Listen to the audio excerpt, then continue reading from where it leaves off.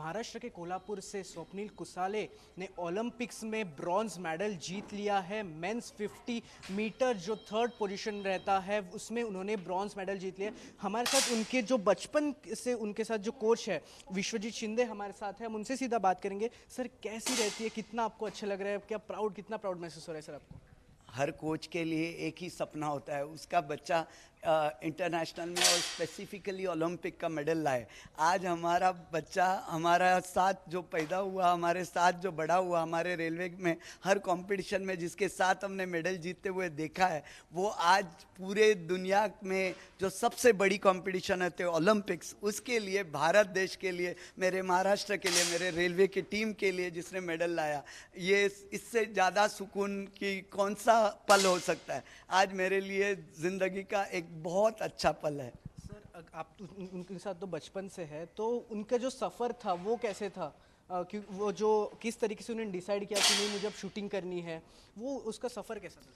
हमारे महाराष्ट्र में क्रीड़ा प्रबोधिनी करके प्रोजेक्ट है जिसमें हम टैलेंट को सर्च करते थे। तो मैं महाराष्ट्र का एडवाइज़र कोच था, ऑनररी कोच था, जिन उनको मदद करता था सिखाने में। नासिक क्रीड़ा प्रबोधिनी में हमने उसको चुना। कोल्हापुर का लड़का था लेकिन उसमें टैलेंट था शूटिंग का, तो उसे चुना गया। भीष्मराज बाम और हम और नाना देशमुख के तीनों उधर क्रीड़ा प्रबोधिनी गवर्नमेंट के फाइनेंशियल सपोर्ट उनका था, वेपन्स उनकी थी, लेकिन नासिक में उसको नर्चर किया गया। 2009 से 2016 तक 17 तक वो क्रीड़ा प्रबोधिनी में था। उसके बाद वो हमने वो सितारा की तरह धीरे धीरे उसको बेसिक सिखाया गया। फिर वो नेशनल जीतने लगा, नेशनल स्क्वाड में आया। फिर हमारी नेशनल कोच जो जूनियर थी दीपाली देशपांडे, वो उसकी कोच बन गई। वो खुद ओलंपियन थी, खुद एशियन मेडलिस्ट थी, तो उसने उसको निखारा और आज जो फल दिख रहा है वो उन सब लोगों का है। लेकिन उससे बड़ा फिर वो जैसे ही अच्छा होने लगा, हम उसको, मैं कोच हूँ रेलवे का, तो मुझे तो अच्छे खिलाड़ी रेलवे के लिए चाहिए, उसको पहले ही चुन चुके थे। ये जैसे ही बड़ा होएगा, ग्रेजुएट होएगा, हम ले लेंगे। वैसे ही इसको रेलवे में लिया गया। वो रेलवे में, सेंट्रल रेलवे में पूना में पोस्टिंग था, क्योंकि वो कोल्हापुर भी ले सकता था, लेकिन उसने जानबूझकर पूना लिया, क्योंकि पूना में महाराष्ट्र शासन ने एक अच्छा इंटरनेशनल स्टैंडर्ड का रेंज बनाया, जहां ओलंपियन बनने के लिए जो फैसिलिटीज़ है वो सब अवेलेबल थी। तो वो जगह पे वो रेगुलरली प्रैक्टिस करता था, वहीं नौकरी थी उसकी। वो तो 330 डेज लीव हमारे रेलवे ने दी थी, ताकि तुम जहां चाहे वहां प्रैक्टिस करो, लेकिन हमारे देश के लिए मेडल लाओ। और वो सब आज उसने फल लाके दिया है। मैं बहुत बहुत शुक्रगुजार हूँ उन सभी लोगों का जिसने उसके यश में, जिनका मदद है। और उसके पिताजी और उनकी फैमिली ने हमारे उसके इस गोल के बीच में कभी नहीं आए। उन्होंने सिर्फ सपोर्ट किया, सिर्फ सपोर्ट किया, और उसका फल आज वो भी भुगत रहे हैं। उनका बेटा देश के लिए मेडल लाए हुए आनंद वो भी भुगत रहे हैं होंगे। आपने जैसे अभी कहा कि वो सेंट्रल रेलवे में है एज ए टीसी, तो कहीं ना कहीं वो जॉब है, तो कहीं ना कहीं खेल पीछे छूट जाता है। लेकिन आप बाकायदा उनके कोच थे, तो उस वक्त आपने कैसे उसको प्रोत्साहन किया कि नहीं इसमें ही ध्यान दो और सेंट्रल लेवल जॉब है वो होते रहेगा?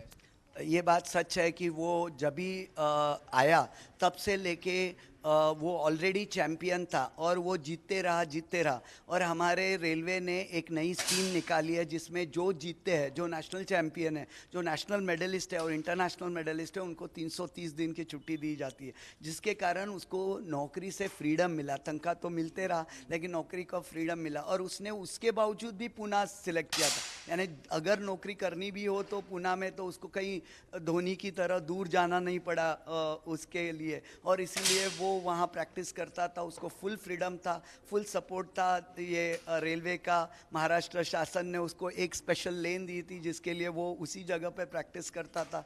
दीपाली देशपांडे यहाँ बम्बई से पूना जाती थी, उसको सैटरडे संडे में जब जब वो मुंबई में होता था, पूना में होता था, तो उसको मदद करने के लिए। और बहुत सारे लोग, OGQ है, GFG है, इन सभी लोगों ने उसको सराव दिया। और सबसे ज़्यादा तो हमारा फेडरेशन, नेशनल राइफल एसोसिएशन, जिन्होंने लास्ट टाइम ओलंपिक्स में एक भी मेडल नहीं मिल पाया था, लेकिन उसमें जो कमियां थी उसको देखा, और हमारे पास अच्छे साइकोलॉजिस्ट, अच्छी टीम बनाई जो मेडल जीत सके। इनको बहुत सारा एक्सपोजर दिया, और आज 15 दिन पहले पेरिस में लेके गए वहाँ एक्लेमेटाइज होने के लिए, उस रेंज को जानने के लिए, और आज उसका फल आज हमारे को मिल रहा है। मैं बहुत बहुत खुश हूँ देश के लिए, देशवासियों के लिए, हमारे रेलवे वालों के लिए और महाराष्ट्र गवर्नमेंट के लिए, जिन्होंने सब लोगों ने आज ये मेहनत का फल हमारे को दिया है। सर आपने अभी स्टार्टिंग में भी कहा कि जिस तरह धोनी हमने देखा कि किस तरह वो भी टीसी थे और वो उनकी जो स्टोरी थी बहुत ज़्यादा, बहुत एक कड़ी कठिनाइयों से वो निकल के वो एक बहुत ज़्यादा सक्सेसफुल क्रिकेटर बने। स्वप्निल की भी जो स्टोरी है वो ऐसी ही है कि किस तरीके से वो टीसी थे, उसके बाद अभी बल्कि है अभी भी, तो उसके सर उस तरीके से कैसे उनको जो प्रोत्साहन था आपके तरफ से कैसे है, तो और सेंट्रल वे की तरफ से भी सर? निश्चित वो शायद धोनी की केस देखकर शायद हमारे रेलवे ने ये डिसाइड किया होगा जो अच्छे निशानेबाज, अच्छे खिलाड़ी है, उनको फ्रीडम दिया जाए ताकि वो खेल कर सके पूरी तरह से। तो वैसे ही ये स्कीम थी जिसके कारण उसको फ्रीडम मिली। लेकिन वो नौकरी कबाब का शुरुआत में उसने थोड़े दिन की, लेकिन ज़्यादा करके वो टोटली खेल के लिए फोकस था। यही एम एस धोनी को शायद ऐसा तभी मिला होता तो एम एस धोनी रेलवे से ही क्रिकेट खेलते रहता था। जी सर अगर हम लोग बात करें तो 50 मीटर जो राइफल शूटिंग है उसमें भी थर्ड पोजीशन में, तो बहुत ज़्यादा एक डिफ़िकल्ट माना जाता है ये शूटिंग को, तो इसके लिए उसने कैसे प्रिपेयर किया था? क्योंकि जो अलग अलग टाइप के भी राइफल शूटिंग्स होते हैं, तो उन्होंने किस तरीके से सिर्फ इसे ही फोकस करके रखा था? ये बात सच है कि हमारे पास बहुत सारे इवेंट है। राइफल में 3 इवेंट है, एयर राइफल है, 3 पोजीशन है और प्रोन इवेंट है। स्वप्निल प्रोन का चैम्पियन है कई साल से, लेकिन 3 पोजीशन का प्रोन एक पार्ट होता है। लेकिन उसको हमने बहुत बार बोला तू एयर राइफल कर, क्योंकि रेलवे की टीम को जिताने के लिए उसके जैसे अच्छे खिलाड़ी की हमें ज़रूरत होती है रेलवे की टीम जिताने के लिए। लेकिन उसने मुझे रिक्वेस्ट किया, सर मुझे अलग रखो, आप मुझे सिर्फ 3 पोजीशन पे फोकस करना, क्योंकि उसका तब से लेके अब तक उसका एक गोल सामने पहले ही तय था कि मुझे ओलंपिक का मेडल लेना है।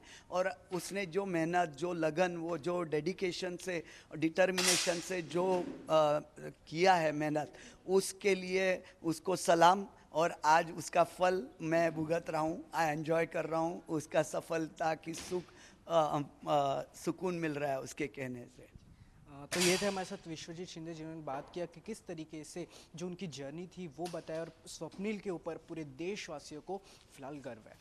कैमरा पर्सन अनिश शिंदे के साथ प्रथमेश, इंडिया न्यूज़, मुंबई।